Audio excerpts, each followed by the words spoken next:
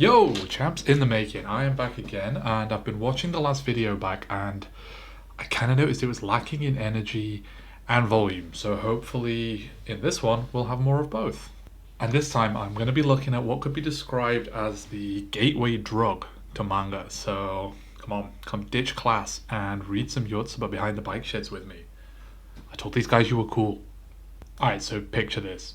You've finished reading your first textbook, or you've done your first 50 days of Duolingo, and you're feeling like hot shit. So you go to eBay and buy a copy of Yotsuba issue 1 because you're a connoisseur of r/learn Japanese, and all of your senpai there told you it was the easiest manga to read.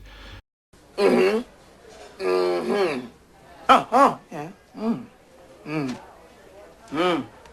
I know some of these words.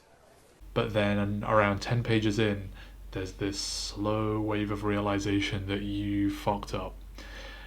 You read the next 10 pages with the dictionary open, and you're looking up most of the words on each page, and then you get annoyed because the page you're on keeps folding shut while you're looking up the words, and then before you know it, Yotsuba 1 is just that manga on your bookshelf that you tried to learn 3 months ago. Now there's a small chance I'm projecting here. If you can't relate to this at all, maybe you have succeeded where I failed. But if you can relate to this, then I'm hoping today I can convince you to get back on the grind, because once this starts to make sense, it is an incredibly enjoyable and chilled way of studying. Before we start talking about what I love about this series and what it's done for me, let me get you up to speed. This is a series of short stories about this little girl who moves into a new town with her dad, and it documents her learning to navigate the world and all the mischief she gets into along the way. It's supported by a cast of recurring side characters like these 3 girls that live next door, Asagi, Fuka, and Ena, and Jumbo, who is Yotsuba's dad's friend, and he frequently visits the house. And all of these are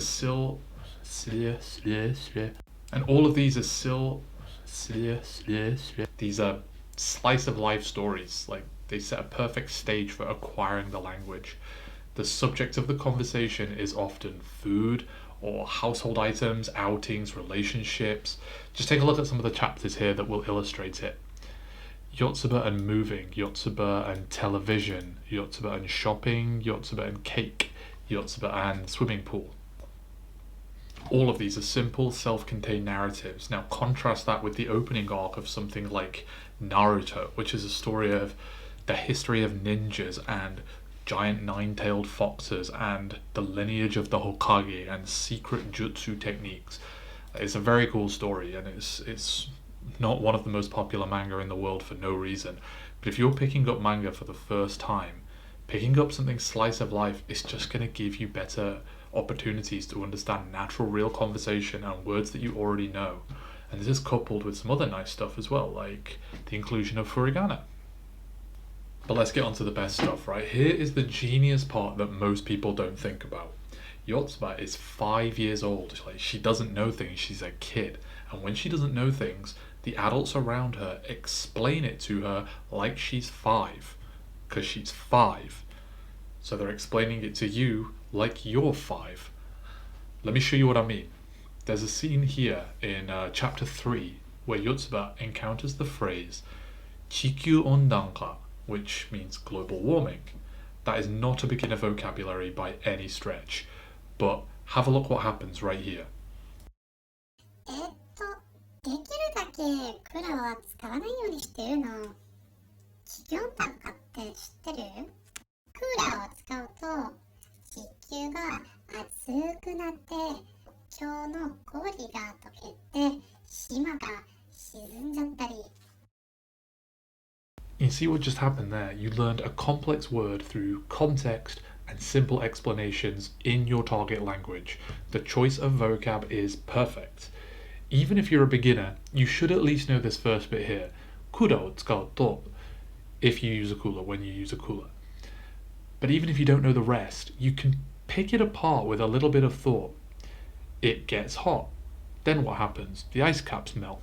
And ice should be a fairly easy kanji to find. And then, even though the North Pole is rarer, you will have seen kita in a few places like the place named Hokkaido.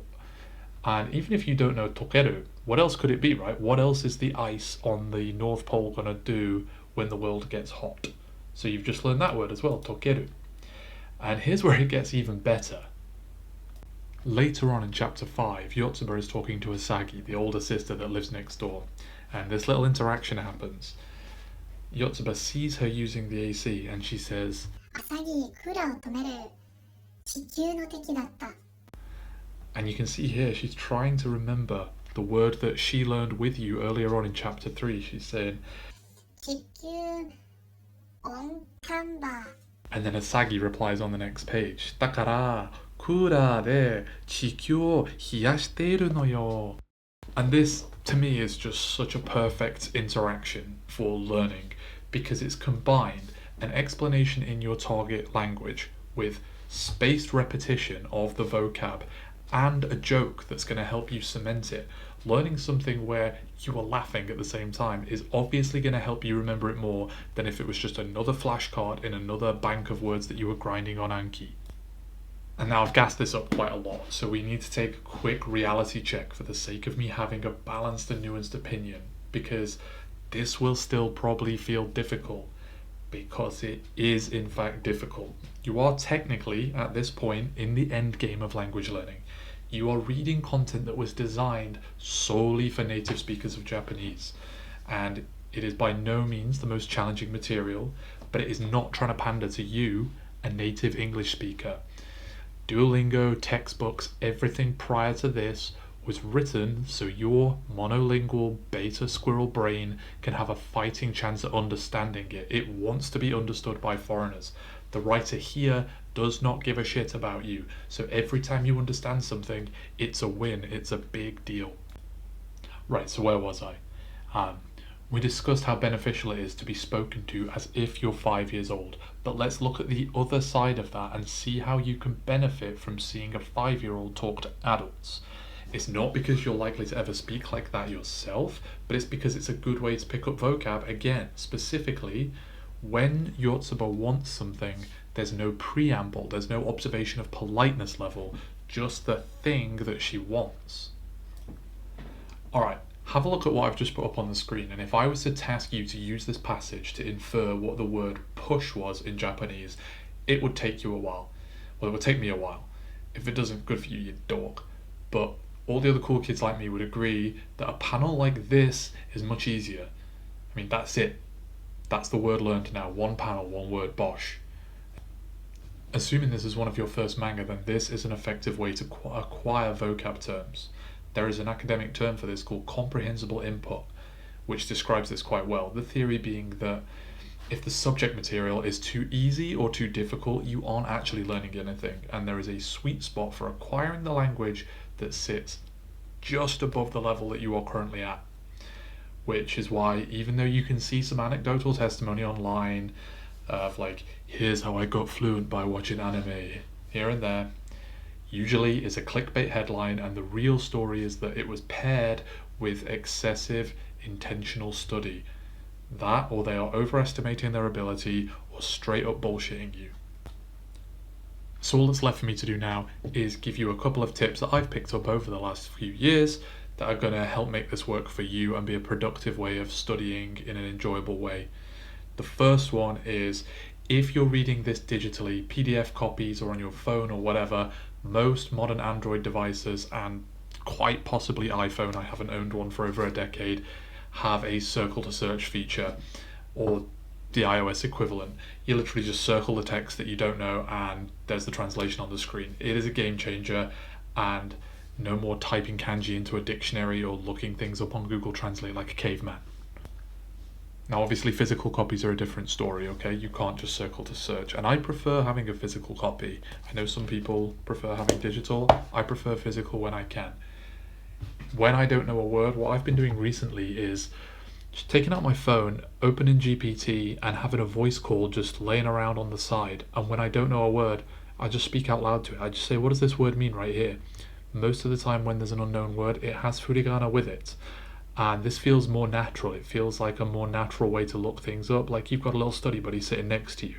And it means you can keep your eyes on the page, it means you can keep your hands on the book. Next little tip would be, don't aim for 100% understanding. this is critical. Like, even now, I rarely get 100%. I'm getting 90, 95%, and that's plenty. You don't need to understand every single word. If you're getting 70, 80% of what's happening, you're set. There is an expression, don't let perfect be the enemy of the good. Some words you can just let go. Use context, use the pictures, keep pushing forward. It is a more valuable use of your time. And the last tip is, the second you start to get bored or frustrated, like the second you feel that little spike of, I don't want to do this, just put it down, walk away, come back in 10 minutes, come back tomorrow. There's this mindset that you have to stick with things when you're studying them, that you have to be disciplined, whatever. All that is going to do is reinforce the idea that this is tedious. Just put it down and come back to it with a healthier mindset. And this isn't so much a tip as it is a personal anecdote. I found that even when I got to the point I could read this moderately well, it took a while longer before I could read it and enjoy it, because there was this spell where reading it really took it out of me. It made me tired. I used to sit and read this in bed before going to sleep, and my wife would always make a joke that it's going to take me a year to finish one book, because 5 minutes after I started reading it, I'd be asleep. I can hang in there for maybe an hour now and read a few chapters, sometimes even most of a whole book. But it was a skill I had to practice independent of the actual language comprehension, this building up of stamina. Anyway, that wraps it all up. If you're still listening, I appreciate you a lot. I have some more ideas for other mangas that I've enjoyed in future videos that I want to cover, as well as other video games. But in the next video, I'm going to talk about a particular anime that's very dear to me. It was a motivator for me to start learning language altogether. And as always, again, any feedback is greatly appreciated. So thank you so much, and see you in the next one.